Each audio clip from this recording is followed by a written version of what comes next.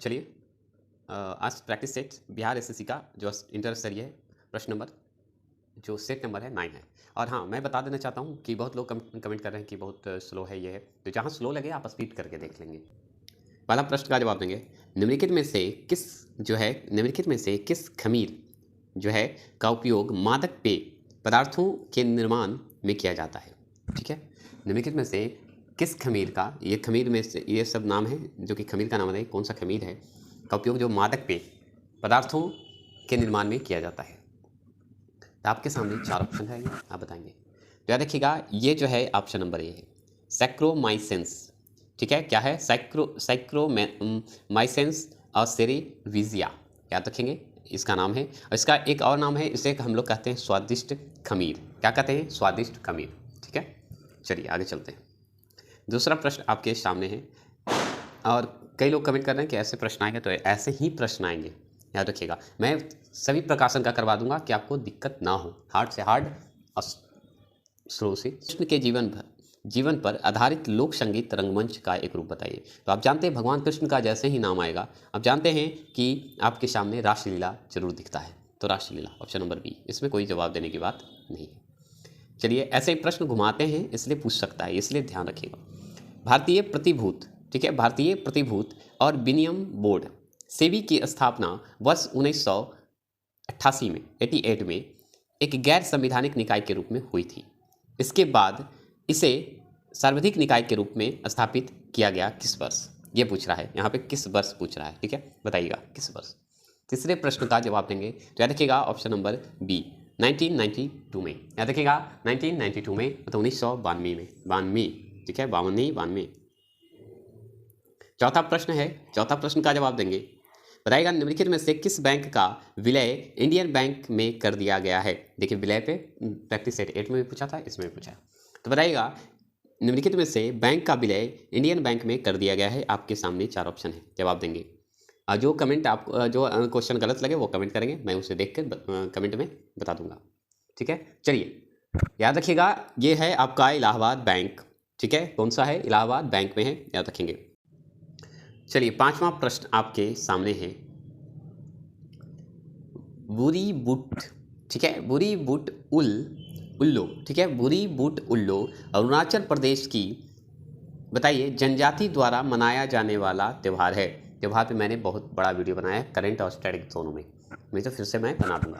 तो बताइए, बुरी बूट उल्लो अरुणाचल प्रदेश की, मतलब बताइए जनजाति द्वारा मनाया जाता है। यहाँ पे खाली जगह है, बताइए इसी जगह भरना है। मनाया जाता है किस जनजाति द्वारा, बताएंगे। 5वां प्रश्न का जवाब देंगे, फटाफट जवाब देंगे। याद रखिएगा ऑप्शन नंबर सी, निशी। क्या है? निशी जनजाति द्वारा मनाया जाता है, याद रखेंगे। ये बनाया जाता है बसंत का जो समय होता है ना, उस समय मनाते हैं। छठा प्रश्न आपके सामने है, निम्न में से कौन सा संसद का सत्र है? बताएंगे कौन सा जो है संसद का सत्र है। निम्नलिखित में से कौन सा संसद का सत्र है? आपके सामने ये ऑप्शन है, जवाब देंगे। तो याद रखिएगा आपके सामने 4 ऑप्शन है, जवाब देंगे। तो याद रखिएगा निम्न में से कौन सा संसद का सत्र है। तो याद रखिएगा ये जो ऑप्शन नंबर डी है, चारों है। मानसून सत्र भी है, शीतकालीन सत्र भी है और बजट सत्र भी है। मतलब आपको चारों ऑप्शन सही है, याद रखेंगे। ठीक है, याद रखेंगे। मानसून जो होता है ये जून जुलाई में मनाया जाता है, याद रखेंगे। ये मानसून जो है जुलाई अगस्त में माह में होता है। शीतकालीन जो है नवंबर और दिसंबर में होता है। और आपको बजट सत्र जो होता है आपको जो है फरवरी मार्च में होता है। क्लियर? कोई दिक्कत? ऐसे फरवरी ज़्यादा बोलिएगा। ठीक है, फरवरी मार्च मई तीनों को में होता है, याद रखिएगा बजट सत्र। ये क्वेश्चन पूछता है तो कंफ्यूज नहीं होइएगा, सुन लीजिएगा। 7वां प्रश्न है कि भारतीय संविधान का अनुच्छेद जो है, खाली जगह है आपका, इसमें भरना है, जीवन और व्यक्तिगत स्वतंत्रता की सुरक्षा प्रदान करता है। बताइए, protection of life and personal liberty बताइएगा प्रदान करता है। कितना अनुच्छेद बताना है? अनुच्छेद बताइए। जीवन और व्यक्तिगत स्वतंत्रता की सुरक्षा बताता है कितने जो हैं, बताइएगा अनुच्छेद में। अनुच्छेद पे मैं वीडियो आज रात तक अपलोड कर दूंगा, ये ध्यान रखिएगा, जितना हो सकेगा उतना कर दूंगा। चलिएगा, तो सातवां प्रश्न का जवाब देंगे, सातवां प्रश्न का जवाब देंगे तो याद रखिएगा ऑप्शन नंबर ए 21। कितना? 21। 21वें अनुच्छेद में इसकी चर्चा है। आठवां प्रश्न आपके सामने है कि निम्नलिखित में से कौन सा कथन पूंजीगत व्ययों के संबंध में सही नहीं है? बताएंगे, व्ययों के संबंध में सही नहीं है, एक जवाब देंगे। आपके सामने 4 ऑप्शन है, ये पढ़ लीजिएगा, पढ़ते जाइए आप स्लोली स्लोली, क्योंकि मैं पेन चला रहा हूं।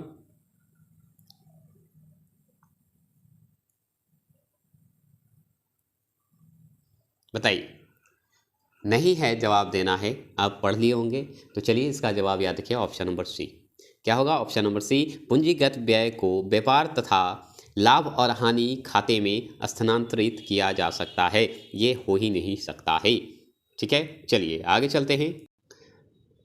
चलिए 9वां प्रश्न का जवाब देंगे। राष्ट्रीय डेयरी विकास बोर्ड अधिनियम जो है किस वर्ष, ठीक है, किस वर्ष लागू किया गया था? बताइएगा। आपके सामने 4 ऑप्शन है। बहुत ही अच्छा प्रश्न है और बहुत बार पूछा हुआ प्रश्न है, याद रखिएगा। एसएससी का, एमटीएस का पूछा हुआ प्रश्न है।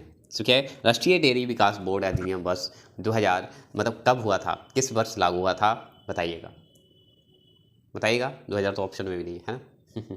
चलिए आंसर का जवाब देंगे ऑप्शन नंबर बी, 1987 में। याद रखेंगे 1987 में। चलिएगा, मतलब 87 में। चलिए 10वां प्रश्न है कि वर्ष 1909 में पारित मार्लो मिंटो सुधार का उद्देश्य क्या था? मार्लो मिंटो आया था, आप उसका फेमस है, जानते हैं। तो सुधार का उद्देश्य क्या था? आपके सामने 4 ऑप्शन है, जवाब देंगे। 4 ऑप्शन है। 1909 का बताइएगा पारित हुआ था मार्लो मिंटो सुधार, उद्देश्य क्या था? आपके सामने 10 प्रश्न का जवाब देंगे ऑप्शन नंबर डी, पृथक निर्वाचन प्रणाली लागू करना। पृथक निर्वाचन जो है प्रणाली को लागू करना इसका सिद्धांत था, उद्देश्य था, कहिए। चलिए यहाँ पे बहुत ही अच्छा प्रश्न है, अगर संविधान के स्रोत से अगर पढ़े हैं तो आप जवाब अच्छे देंगे, और जो संविधान के जो समिति उमिति है वो भी आप पढ़े होंगे, जरूर देंगे। संविधान सभा में उद्देश्य प्रस्ताव किसने प्रस्तुत किया था? बताइएगा, उद्देश्य प्रस्ताव जो है किसने किया था, ये बताइएगा। बताएंगे संविधान सभा में उद्देश्य प्रस्ताव किसने प्रस्तुत किया था, ये जवाब देंगे आप, बताइएगा। तो याद रखिएगा, इसका जो उद्देश्य है जवाहरलाल नेहरू ने किया था, प्रस्ताव पारित किया था। किसने? जवाहरलाल नेहरू ने किया था, मतलब किए थे, याद रखिएगा। कब किए थे? तो याद रखिएगा 1946 में, ऐसे 13 दिसंबर 1946 में किए थे, याद रखिएगा। चलेंगे 12वां प्रश्न बहुत ही महत्वपूर्ण। ऊंचाई के भय को, ऊंचाई पे आपको डर लगता अगर होगा तो भय को जो है के नाम से जानते हैं, मतलब किस नाम से जानते हैं, कौन सा कहते हैं? अगर आपको किसी चीज़ से डर लगता है तो कौन सी फोबिया होती है, उसका नाम बताइए। तो जो ऊंचाई से डरते हैं उसे कौन सी फोबिया होता है, बताएंगे। आपके सामने 4 ऑप्शन है, तो याद रखिएगा ऑप्शन नंबर सी है एक्रोफोबिया। क्या होता है? एक्रोफोबिया, इक्रोफोबिया ऐसे वर्ड आ जाते हैं, टेंशन ना लेंगे। एक्रोफोबिया, याद रखिएगा, एग्रोफोबिया। ठीक है, चलिए 13वां प्रश्न है कि सोनकोंग, ठीक है, सोनकोंग बताइए डैश है कि जनजातीय संस्कृति का एक हिस्सा है, मतलब किस की जातीय संस्कृति का एक हिस्सा है सोनकोंग? बताइएगा, कौन से राज्य का? बताइएगा। आपके सामने 4 ऑप्शन है, 13वां प्रश्न का जवाब देंगे। तो याद रखिएगा, ये बहुत ही फेमस प्रश्न, क्योंकि सोनकोंग जैसे ही आएगा नागालैंड को याद करेंगे। नागालैंड और सिक्किम पे ही डॉट होता है, हिमाचल प्रदेश तमिलनाडु तो छट गया था, है ना। तो नागालैंड की जो है जातीय संस्कृति का एक हिस्सा है सोनकोंग, याद रखेंगे। ये पूर्व उत्तरी राज्य से में है, पड़ता है, ये तो है ठीक से आपको, है ना। और ये याद रखिएगा, ज़्यादातर जैसे कुछ क्षेत्र में, जैसे म्यांमार में आपको मिलेगा, अरुणाचल प्रदेश में मिलेगा, है ना। अरुणाचल प्रदेश में कभी कभी पश्चिम में जो असम है वहाँ मिलेगा आपको, दक्षिण में जो मणिपुर है वहाँ मिलेगा। ये सब जनजाति थोड़े से मिलते हैं। 16 जनजाति निवेश करती है, कहाँ? आपको नागालैंड में, याद रखिएगा। और सारी जनजाति का नाम बहुत अलग अलग है, जिनमें जो जनजाति जो फेमस है उनका डिटेल बाद में बताऊंगा। चलिए फटाफट, सुदर्शन झील जो है मौर्यों के शासनकाल के दौरान निर्मित एक कृत्रिम जलाशय था, मतलब जो है कृत्रिम बनाया हुआ, याद रखिएगा। सुदर्शन झील जो है एक बनाया हुआ है, मानव द्वारा बनाया हुआ है, इसलिए कृत्रिम जलाशय होता है, ये तो आपको पता है। तो मौर्य के शासनकाल के दौरान, तो बताइए कहाँ बनाया हुआ सुदर्शन झील? आप बता सकते हैं, बहुत ही अच्छे से बता सकते हैं, क्योंकि अगर ये नहीं बताए तो आप समझिए कुछ भी नहीं बताए। सुदर्शन झील का नाम बताइए, तो याद रखिएगा ये गुजरात में है। सुदर्शन झील बनाया गया था गुजरात में। से उसको उसके द्वारा जो है क्या हुआ था, गिरनार, गुजरात का नाम था गिरनार, वहाँ बनाया गया था, याद रखिएगा। ठीक है, चलिए आगे चलते हैं। गुजरात का पुराना नाम पूछते तो गिरनार बोलिएगा। विक्रमशिला विश्वविद्यालय की स्थापना किसने की थी, बताइएगा। विक्रमशिला जो है विश्वविद्यालय की स्थापना किसने की थी? 15वां प्रश्न का जवाब देंगे तो याद रखिएगा ये किया गया था धर्मपाल ने। पाल वंश के लोगों ने किया था, याद रखिएगा। कब किया था? तो पाल वंश के लोगों ने, धर्मपाल ने 770 से लेके 1810 तक में पाल वंश का जो है धर्मपाल का शासन रहा था, उसी के दौरान ये बनाया था। विक्रमशिला विश्वविद्यालय की स्थापना किसने की? तो धर्मपाल ने, याद रखिएगा। पाल वंश ने, याद रखिएगा पाल वंश ने। अगर पूछेगा वंश तो पाल वंश बताइएगा। प्रथम वित्तीय आयोग के अध्यक्ष थे, बताइएगा। प्रथम वित्तीय आयोग के अध्यक्ष कौन थे? आपके सामने 4 ऑप्शन है, बताएंगे। प्रथम वित्तीय आयोग के अध्यक्ष कौन थे? आपके सामने 4 ऑप्शन है, जवाब देंगे। तो याद रखिएगा वित्तीय आयोग के अध्यक्ष की बात अगर करें तो याद रखिएगा ऑप्शन नंबर सी है केसी नियोगी, याद रखिएगा। केसी नियोगी, याद रखेंगे। कौन थे वित्तीय आयोग के अध्यक्ष? केसी नियोगी, याद रखेंगे। 16वां प्रश्न का जवाब ऑप्शन नंबर सी है। अब बताइए इस आयोग का जो कार्यकाल था कब से कब तक था? तो याद रखिएगा इसका कार्यकाल अगर याद रखना है तो याद रखिएगा 1952 से, तब से 1952 से लेके 1957 तक चला था ये आयोग। ठीक है, किसके द्वारा? तो याद रखिएगा केसी नियोगी द्वारा अध्यक्ष थे उस समय। प्रथम वित्तीय आयोग के अध्यक्ष अगर पूछेगा तो केसी नियोगी। भारत की संसद द्वारा शिक्षा का अधिकार अधिनियम आरटीई कब लागू किया गया था? आरटीई, ठीक है, याद रखिएगा। शिक्षा का अधिकार अधिनियम कब लागू किया गया था, इसका जवाब देंगे। तो संसद की जो है भारत की संसद द्वारा शिक्षा नीति जो आता है ना, शिक्षा का अधिकार अधिनियम आरटीई कब लागू हुआ था? आपके सामने डेट है। बहुत ही अच्छा प्रश्न, ठीक है।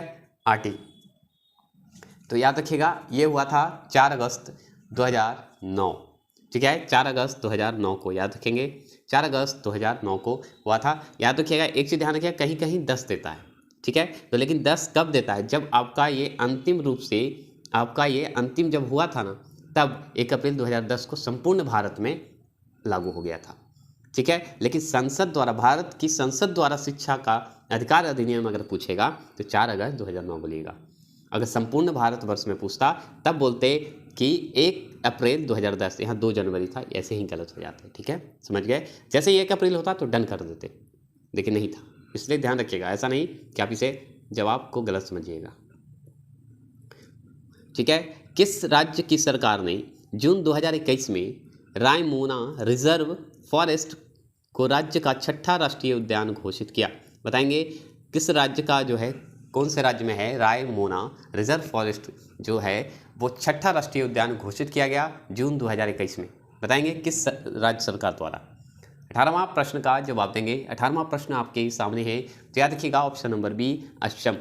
कौन है? असम राज्य सरकार द्वारा किया गया था, याद रखेंगे। असम राज्य के कौन से जिले में था ये बसा हुआ है फॉरेस्ट? तो याद रखिएगा कोकराझारा। क्या है? कोकरा, याद रखिएगा कोकराझारा, याद रखेंगे, ठीक है। आगे चलेंगे, डिटेल में बहुत टाइम लग जाएगा, चलिए समझ रहे हैं।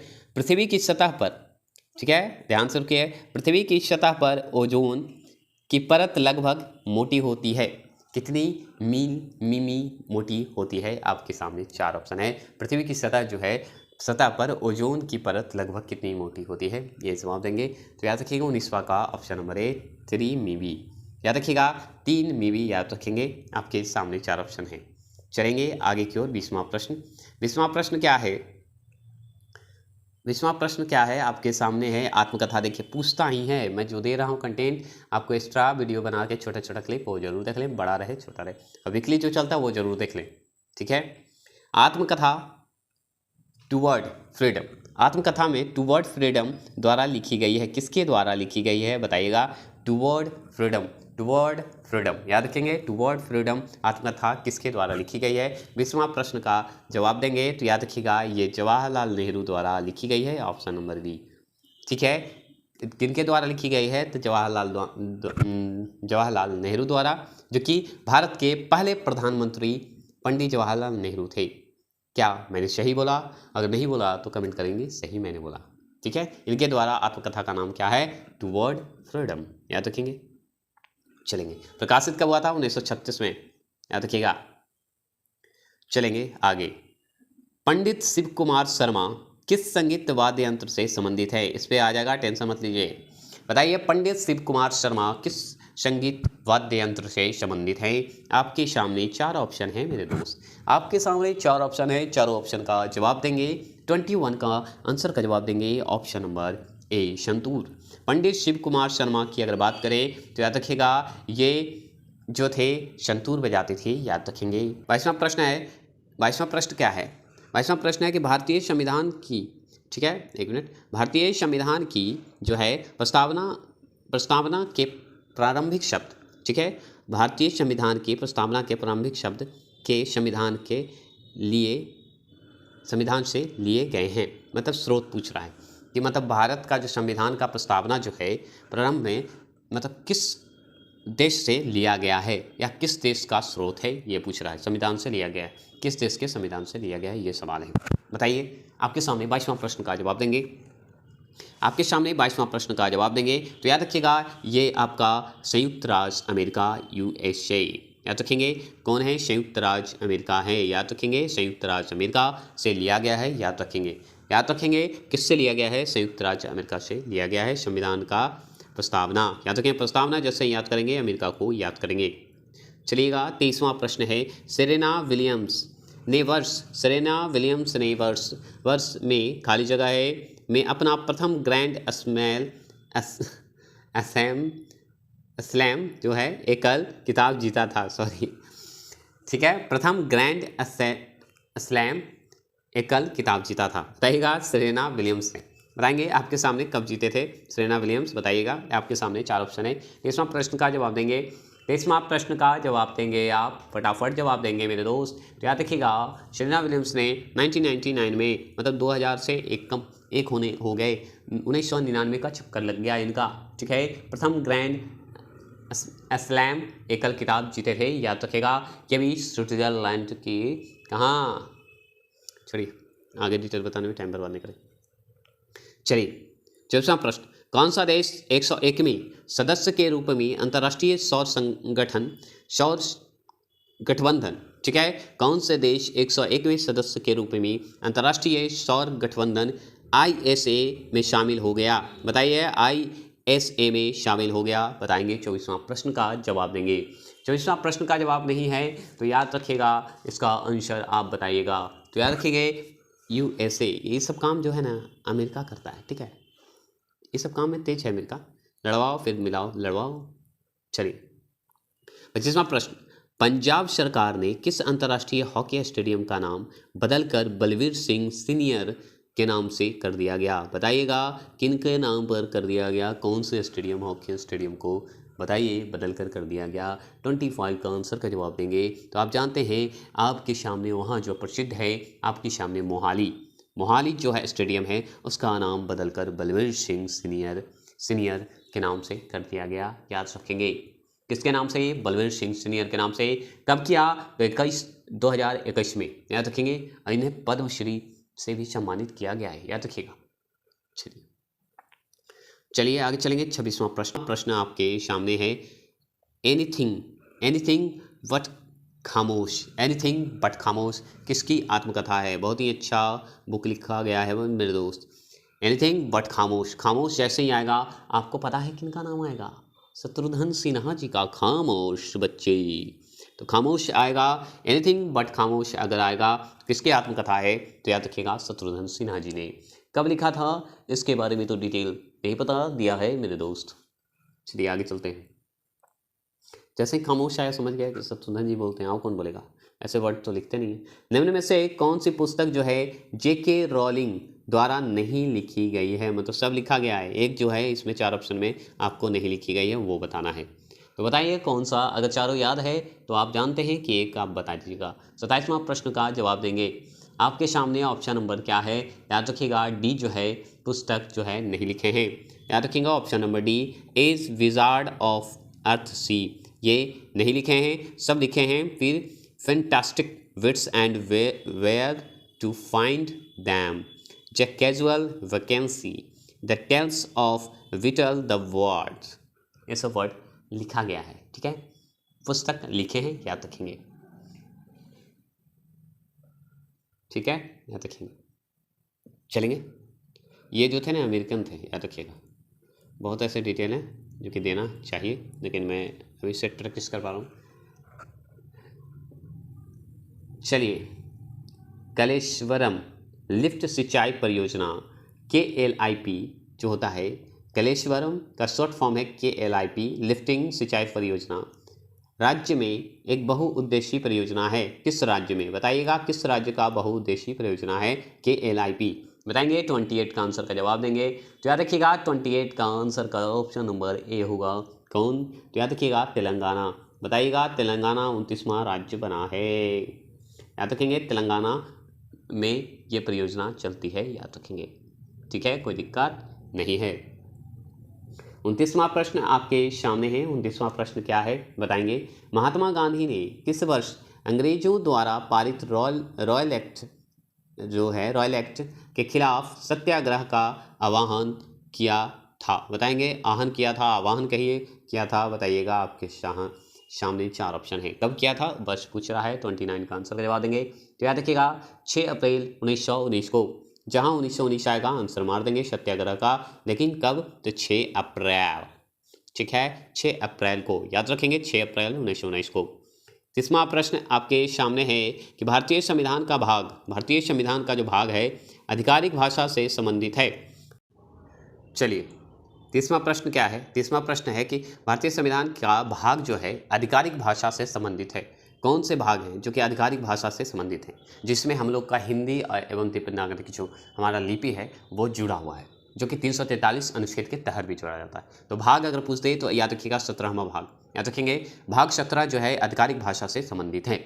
ठीक है, ये याद रखेंगे। अगर खाली सिर्फ भाषा की बात करता तो 8 याद रखते, 8 मतलब 8वें अनुसूची में याद रखते, भाग 17 याद रखते, याद रखिएगा। लेकिन अगर हिंदी और देवनागरी अगर आधिकारिक भाषा की बात करें तो याद रखिएगा आपको भाग 17 याद रखेंगे। ठीक है, कोई दिक्कत, अनुसूची पूछता तो अलग हो जाता। 31वां प्रश्न, फसलों के लिए न्यूनतम समर्थन मूल्य MSP की अवधारणा को बाद भारत सरकार द्वारा पहली बार घोषित किया गया था। मतलब पहली बार कब भारत जो है कब घोषित किया गया था, ये बताइए।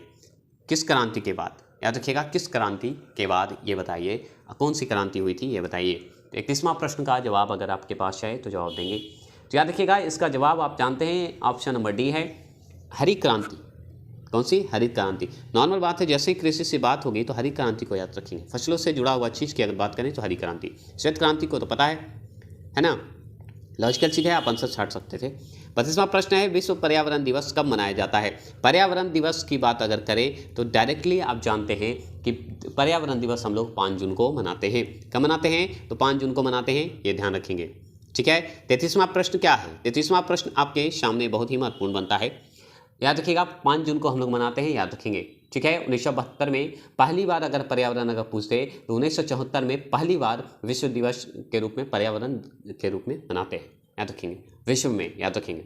चलिए, याद रखेंगे निम्नलिखित में से कौन सा स्मारक पटियाला में नहीं है। कौन सा स्मारक जो है पटियाला में नहीं है। पटियाला कहाँ है मेरे दोस्त, अब जानते हैं, पटियाला फिल्म भी बनी है, आप जानते होंगे। तो आप बताइए। 33वां प्रश्न, पटियाला अक्षय कुमार का फिल्म था जो कि फ्लॉप हो गया था लगता है। चलिए, 33 का आंसर का जवाब देंगे। तो याद रखिएगा गोविंदगढ़ का किला जो पंजाब में पटियाला पड़ता है ना, वहाँ जो नहीं है।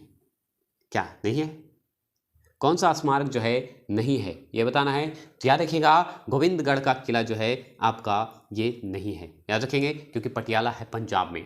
ठीक है, तो याद रखिएगा सब चीज़ क्या है आपका, यहाँ किला मुबारकबाग है, बहादुरगढ़ है, बहादुरगढ़ का किला है, मोती बाग पैलेस है, ये सब जो है पटियाला में है। लेकिन जो गोविंदगढ़ का किला जो है ना सर, वो नहीं है। ठीक है, याद रखिएगा। और ये गोविंदगढ़ किला अगर पूछते तो याद रखिएगा है तो पंजाब में, लेकिन अमृतसर में है ना, अमृतसर पंजाब है, गुजरात है, कहाँ है बताइए? अमृतसर पंजाब में, ठीक है। चलिए 34वां प्रश्न क्या है? शयोक, गिलगित, शयोक, गिलगित और जस्कर, जस्कर की प्रमुख सहायक नदियां कौन सी है? बताएंगे कौन सी नदियां हैं, बताइए। शयोक, गिलगित और जस्कर जो है, जस्कर की प्रमुख सहायक नदियां कौन सी है? आपके सामने 4 ऑप्शन है, 34वां प्रश्न का जवाब देंगे तो याद रखिएगा एक ही मात्र है, वो है सिंधु नदी, क्योंकि इसमें नाम पहली बार आप सुनेंगे। शयोक, गिलगित, जस्कर ये सब सिंधु नदी का सहायक जो है प्रमुख सहायक नदियां हैं। सिंधु नदी का प्रमुख सहायक नदियां हैं, याद रखेंगे, याद रखेंगे, याद रखेंगे। इसका सिंधु नदी का उद्गम स्थल आप बता सकते हैं कहाँ है? तो याद रखिएगा तिब्बत के मानसरोवर झील के निकट से निकलती है, याद रखिएगा। और भी डिटेल हैं बहुत सारे, लंबाई इसकी 36-10, याद रखिएगा। चलिए 35वां प्रश्न है, सूरत की संधि अंग्रेजों और के बीच हुआ था। सूरत की संधि जो है अंग्रेज और किसके बीच हुआ था? याद रखिएगा सूरत की संधि, बहुत ही महत्वपूर्ण प्रश्न है सूरत की संधि, याद रखेंगे। सूरत की संधि बताएंगे, 35 का आंसर का जवाब देंगे। तो याद रखिएगा 1775 में तो हुआ था मेरे दोस्त संधि, याद रखेंगे जो है कि किसके बीच? तो याद रखिएगा रघुनाथ राव के बीच हुआ था, याद रखेंगे। सूरत की संधि पूछे तो अंग्रेज और रघुनाथ राव के बीच हुआ था 1775 में, याद रखेंगे, ठीक है। चलिए 37वां प्रश्न बहुत ही महत्वपूर्ण प्रश्न है। 1780 ईस्वी में 80 ईस्वी में ने भारत में पहला अखबार द बंगाल गजट नाम से प्रकाशित किया गया, बताइएगा। 1780 ईस्वी में भारत में पहला अखबार द बंगाल गजट नाम से प्रकाशित किया गया है। आपके सामने 4 ऑप्शन है, जवाब देंगे 1780 ईस्वी में। 36 का प्रश्न का जवाब देंगे तो याद रखिएगा option number B, James Augustus Hicky ने, याद रखिएगा जेम्स ऑगस्टस हिक्की ने किया था, याद रखिएगा 1780 ईस्वी में, याद रखिएगा। द बंगाल गजट, याद रखेंगे। द बंगाल गजट लगता है कि ओ कोई हिंदू जी लिखे होंगे, लेकिन नहीं लिखे। विश्व का सबसे लंबा प्राकृतिक समुद्र तट कॉक्स बाजार जो है बताइए में है, कहाँ स्थित है? बताइएगा किस देश में स्थित है? विश्व का सबसे लंबा प्राकृतिक समुद्रीय तट, प्राकृतिक समुद्रीय तट कॉक्स बाजार कहाँ स्थित है?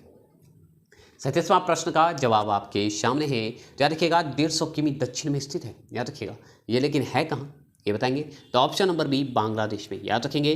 कॉक्स जो है बाजार, याद रखिएगा बांग्लादेश में है, याद रखेंगे। कहाँ? तो बांग्लादेश में है, कहाँ? तो बांग्लादेश में है। बार बार मैं बोल रहा हूँ, सुनते जाइएगा, ठीक है। याद रखिएगा दक्षिण भाग में ये स्थित है, याद रखेंगे, ठीक है। आगे चलेंगे 38वां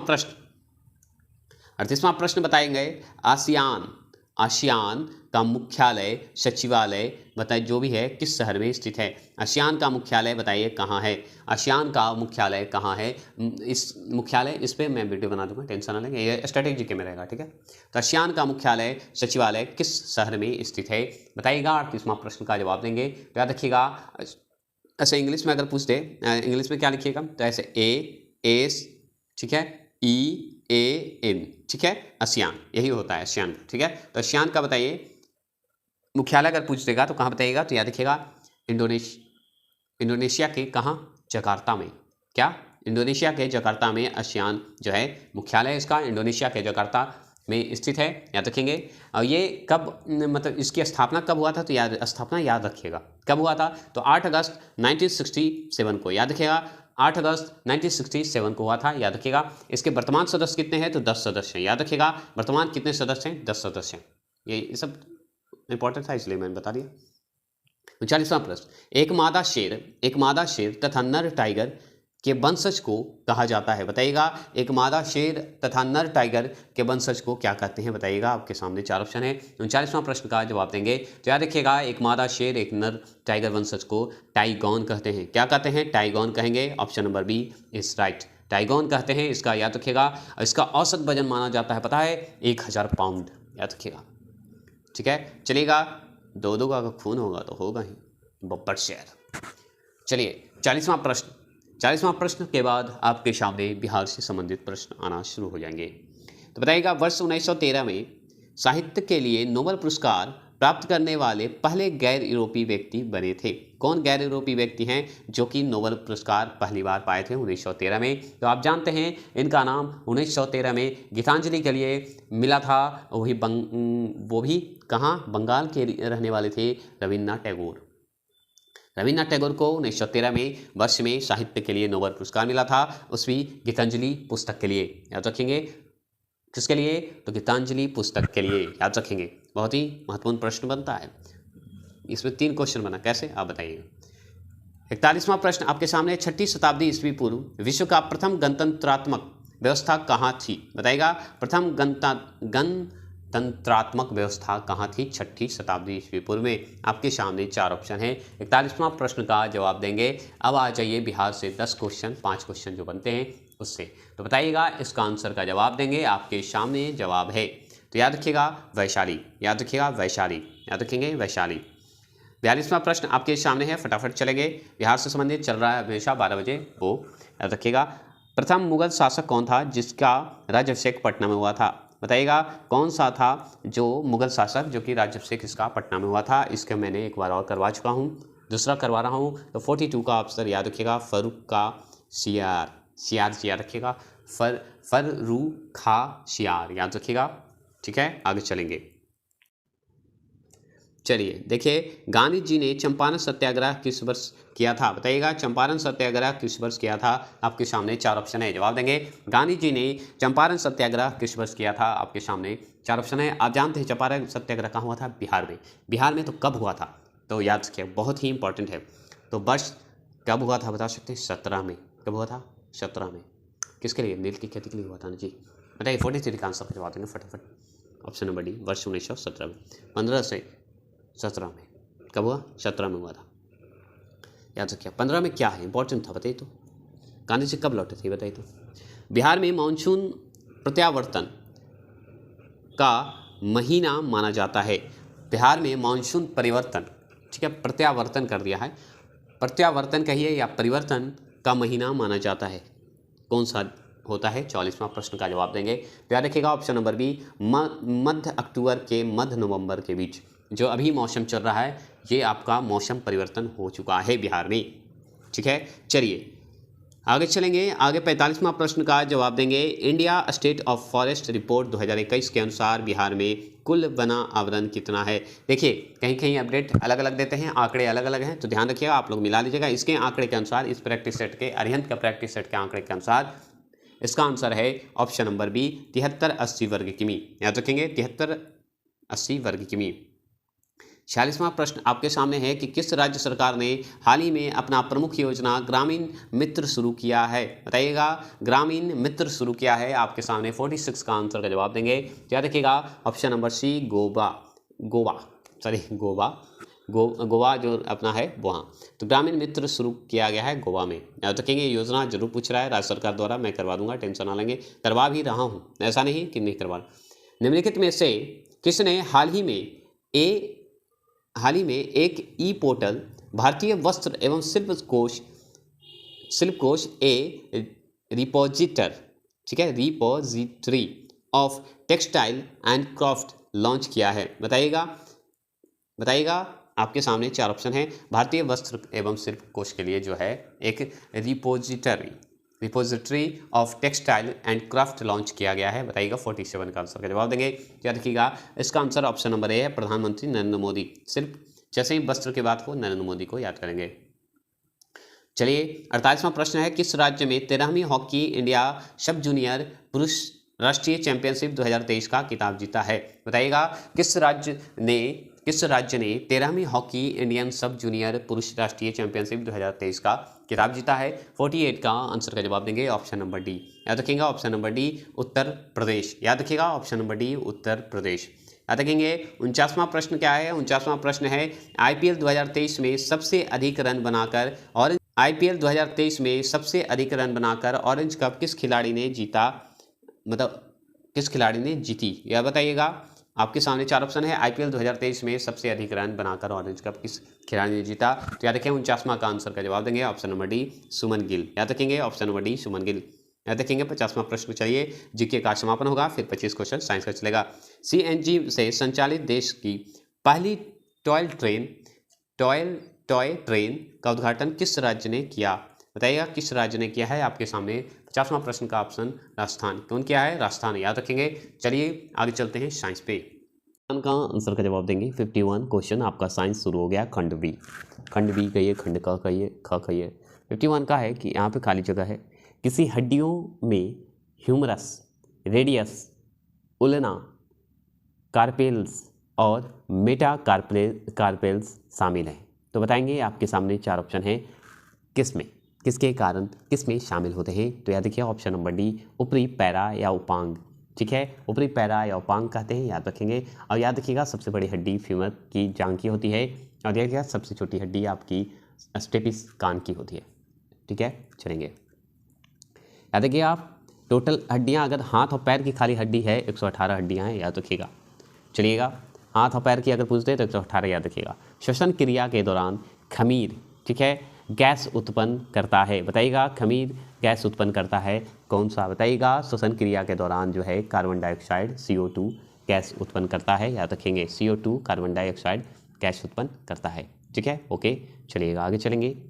इसका ऑप्शन मैं दिखाऊंगा, आगे क्वेश्चन पढ़ लेते हैं। ऑप्शन दिखाएंगे। चलिए यहाँ पे बताइए, अस्थि सुस्थिरता, अस्थि जो है हड्डी जो है सुस्थिरता, इसका इंग्लिश नाम है ऑस्टियोपोरोसिस, याद रखिएगा। ऑस्टियोपोरोसिस याद रखेंगे। और संधिशोथ का है अर्थराइटिस को प्रभावित करता है, मतलब शरीर का कौन सा हिस्सा को प्रभावित करता है, ये सब स्पष्ट है। तो चलिएगा इसका आंसर का जवाब देखते हैं, याद रखेंगे। ठीक है, तो चलिए यहाँ देखते हैं। इससे संबंधित समझ गए, हड्डी से ही है तो हड्डी से है, तो चलिए देखते हैं। चलिए ये ऑप्शन आपके सामने आ गया। ऑप्शन बताइए, आपके सामने बताइए ऑप्शन क्या होगा। तो याद रखिएगा इसका ऑप्शन का आंसर का जवाब आपको इस सामने चारों ऑप्शन के जवाब आपके सामने है। तो आंसर का जवाब देंगे तो इस आंसर का जवाब है 53 का आंसर का जवाब है 53 का आंसर का जवाब ऑप्शन नंबर बी, हड्डियों और जोड़ों।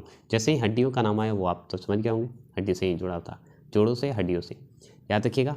चलिए ठीक है, आपके सामने चलिए ये प्रश्न है कि ऑक्टोपस में हृदय होता है, मतलब कितने होते हैं? 4 चैम्बर, 5 चैम्बर, 6 चैम्बर, कितने होते हैं? हृदय का कितने चैम्बर होते हैं? 54 का आंसर का जवाब देंगे। ऑप्शन नंबर ए 3 चैम्बर, 3 हृदय होते हैं, याद रखेंगे। आगे चलेंगे, 55 क्वेश्चन का जवाब देंगे। 55वां क्वेश्चन का जवाब क्या है? एनीमोफिया में परागण की क्रिया होती है, बताएंगे। आपके सामने 4 ऑप्शन है, ये खाली जगह को आपको भरना है, तो बताइएगा क्या होगा। 55 का आंसर का जवाब देंगे। ऑप्शन नंबर क्या हो सकता है बताएंगे। तो याद रखिएगा ऑप्शन नंबर बी होगा, हवा द्वारा होता है। किसके द्वारा होता है? तो हवा द्वारा होता है, ये ध्यान रखेंगे। चलिए आपके सामने 56 का आंसर का जवाब देंगे। 56 का आंसर है सी का रासायनिक सूत्र क्या है, बता सकते हैं। आपके सामने 4 ऑप्शन है, तो सी का रासायनिक सूत्र क्या है? 56 का आंसर का जवाब देंगे। तो ऑप्शन नंबर डी, हीरा, याद रखिएगा। हीरा जो है रासायनिक सूत्र है, याद रखेंगे। चलेंगे नेक्स्ट। और थैंक यू मेरे दोस्त जो सब्सक्राइब लाइक कर रहे हैं, very very very very very very thank you. चलिए आपके सामने 57 का आंसर का जवाब देंगे। निम्न में से कौन सा एक प्राकृतिक स्वीटनर है, बताइएगा। इसमें थोड़ा धुंधला है, सुन लीजिएगा। प्राकृतिक स्वीटनर है, बताएंगे। तो आपके सामने 4 ऑप्शन है, आपके सामने 4 ऑप्शन है, बताइएगा। तो याद रखिएगा सुक्रोज, याद रखिएगा। 57 का ऑप्शन नंबर डी सुक्रोज होता है, याद रखेंगे। 58 का आंसर का जवाब देंगे। 58 एक मैथ तो फिजिक्स से पूछ रहा है, फिजिक्स केमिस्ट्री से, याद रखेंगे। यदि एक विद्युत बल्ब पर 12 वोल्ट, ठीक है, फिजिक्स से 12 वोल्ट एवं 30 वाट लिखा हो तो इसमें प्रवाहित होने वाली विद्युत धारा होगी, क्या होगी? आपके सामने 4 ऑप्शन है। 58 का आंसर का जवाब देंगे। तो याद रखिएगा 2.5 एम्पियर होता है। इसे रोक कर आप बनाएंगे, सोल्व करके आंसर का जवाब देंगे। ठीक है, मैंने आंसर का जवाब दे दिया क्योंकि टाइम ज़्यादा हो जाता है इसलिए। गैसों के गतिक सिद्धांत के अनुसार परम शून्य के ताप पर गैस के अणु क्या होंगे, बताएंगे। आपके सामने 4 ऑप्शन हैं, मतलब गैस के गतिक सिद्धांत के अनुसार परम शून्य के ताप पर गैस के अणु क्या होंगे, बताएंगे। आपके सामने 59 का आंसर का जवाब देंगे। ऑप्शन नंबर डी, गति रोक देता है, क्या होता है? गति रुक जाता है एक तरह से, ये होता है। चलेंगे 60 का आंसर का जवाब देंगे। 60 क्वेश्चन है, कायिक प्रजनन में नए पादप का निर्माण होता है। पादप से संबंधित मैंने सारा प्रश्न करवा दिया है, जो भी है वीकली भी देख सकते हैं, वीकली भी अपलोड कर दूंगा जो अभी पढ़ा रहा हूँ। पादप उत्तक, पादप अनुवांशिक करवाना बाकी है, करवा दूंगा। तो कायिक प्रजनन में नए पादप का निर्माण होता है, आपके सामने 60 का आंसर का जवाब देंगे। तो याद रखिएगा ऑप्शन नंबर बी, तना, जड़ और पत्तियों से। याद रखेंगे तना, जड़, पत्तियों से होता है पादप, मतलब पेड़ पौधे। ठीक है, जंतु पादप से होता है तो मानव सब आ जाते हैं। निम्नलिखित में से कौन सी संख्या इलेक्ट्रॉनिक की अधिकतम संख्या है जो एम सेल में मौजूद रह सकती है? बताइए कौन सी, कितनी संख्या है अधिकतम, जो है कौन सी संख्या है जो कि इलेक्ट्रॉन की अधिकतम संख्या है जो कि एम सेल में मौजूद रह सकती है? आपके सामने 61 का आंसर का जवाब देंगे। तो याद रखिएगा 32 याद रखेंगे, 32 है, याद रखेंगे। चलेंगे आगे की ओर बढ़ेंगे, 62 का आंसर का जवाब देंगे। जल्दी फटाफट, 25 क्वेश्चन साइंस का हो रहा है। समुद्र में डूबते वस्तु का पता लगाने के लिए किस यंत्र का प्रयोग करते हैं? यंत्र पे मैंने अभी नहीं बनाया है, जल्दी अपलोड कर दूंगा कुछ दिनों में। तो 62 का आंसर का जवाब देंगे। मानव शरीर पे महा मैराथन आ रहा है आपके लिए, स्पेशली डाल दिया जाएगा, जिसमें छोटा से बड़ा प्रश्न भी आपसे ना छूटे। तो याद रखेंगे 62 का आंसर का जवाब देंगे। तो याद रखिएगा 62 का आंसर का जवाब है सोनार। सोनार से हम लोग पता करते हैं, याद रखेंगे। 63 का आंसर का जवाब देंगे। 63 का आंसर का जवाब देंगे। सबसे पहले ग्रह गतिक नियम का निरूपण किसने किया था? बताइएगा सबसे पहले जो कौन था जो ग्रह गति नियम का निरूपण किसने किया था? बताइएगा कौन किया था, ये बताइएगा। 63 का आंसर का जवाब दीजिएगा। तो option number B, John Kepler. कौन है? Option number B, John Kepler ने। याद रखेंगे जॉन केपलर ने, याद रखेंगे। 64 का आंसर का जवाब देंगे। 64 का आंसर का है कि निम्नलिखित में से कौन सा हार्मोन्स फलों को पकाने में सहायक होता है? देखिए फल से पकाने वाले संबंधित प्रश्न मैं करवा चुका हूँ। तो निम्नलिखित में से कौन सा हार्मोन्स फलों को पकाने में सहायक होता है? याद रखिएगा 64 का आंसर का जवाब देंगे। एथिलीन।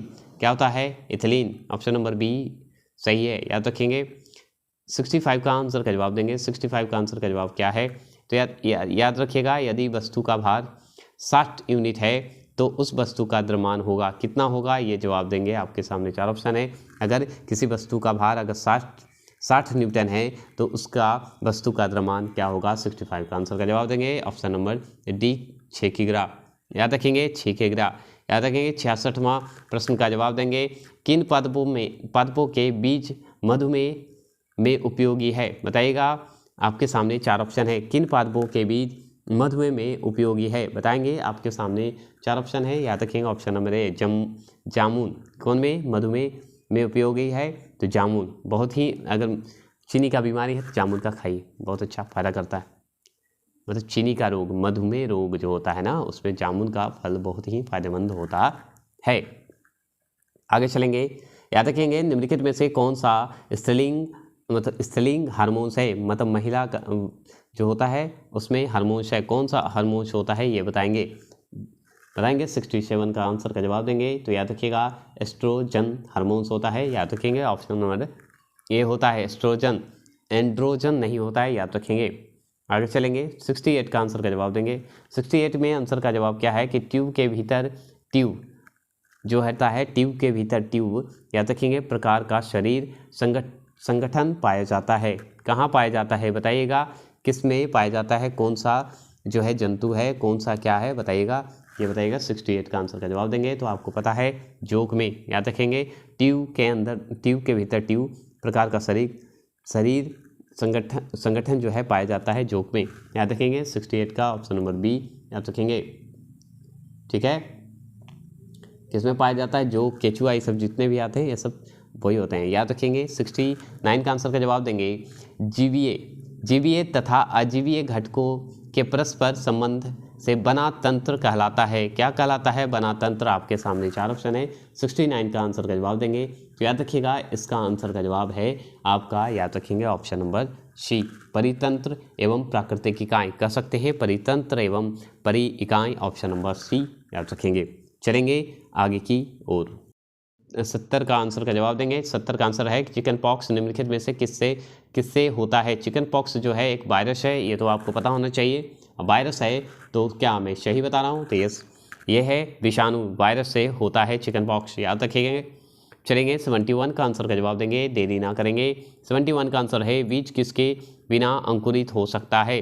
बीज जो है किसके बिना अंकुरित हो सकता है? तो याद रखिएगा ऑक्सीजन के बिना तो अंकुरित नहीं हो सकता, उपयुक्त ताप के बिना नहीं हो सकता, पर्याप्त प्रकाश के बिना भी अंकुरित हो जाता है। याद रखिएगा प्रकाश बस पर्याप्त भर मिल जाए, छोटा मोटा चला जाए, हो जाएगा।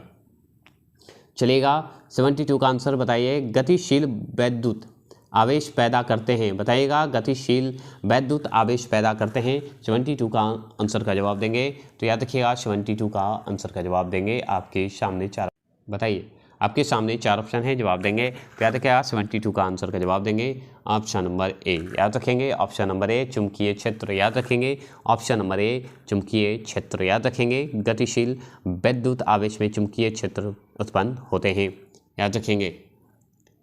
चलेंगे 73 का आंसर का जवाब देंगे। 73 का है कि निम्नलिखित में से क्या वेक्टर परिणाम नहीं है? बताइएगा वेक्टर का परिणाम नहीं है, वेक्टर परिणाम नहीं है। 73 का आंसर का जवाब देंगे। तो ऑप्शन नंबर ए है गति। क्या है? वह भौतिक राशि जिसमें परिणाम के साथ साथ दिशा भी होती है, याद रखिएगा। और जो योग, ठीक है, याद रखिएगा जो योग के निश्चित नियमों के अनुसार जोड़ी जाती है उन्हें सदिश राशि के कहते हैं, जैसे वेग, विस्थापन, बल, त्वरण, ये सब आते हैं। तो याद रखिएगा नहीं पूछा तो गतिक नहीं है, ये सब हैं सदिश राशि। वेक्टर परिणाम मतलब सदिश राशि पूछ रहा था, सदिश राशि हैं, लेकिन इसमें नहीं पूछा वेक्टर मतलब सदिश राशि, तो याद रखिएगा गतिक नहीं है। जिसमें दिशा है वो है। क्या मैंने क्या बोला, सही बोला कि गलत बताइए आपके साथ। चलिए सदिश राशि कौन है? वेग, विस्थापन, बल, त्वरण। चलिए इसका बताइए। ज़्यादा ऊंचाई पर सांस लेने में कठिनाई क्यों होती है? बताइएगा ज़्यादा ऊंचाई पर सांस लेने में कठिनाई क्यों होती है? 74 का आंसर का जवाब देंगे। ऑप्शन नंबर ए वायु के कम दबाव के कारण होता है, याद रखेंगे। चलिएगा 75वां क्वेश्चन और अंतिम क्वेश्चन जीके का। चांदी की वस्तुएं वायु में अधिक लंबे समय तक खुला रहने पर कैसा हो जाता है? बताइएगा कैसा हो जाता है आपके सामने। तो याद रखिएगा काली पड़ जाती है, याद रखेंगे। चलिएगा इसमें H2S होता है और इसका बहुत ही लंबा प्रोसेस है। चलिए आज के लिए इतना ही।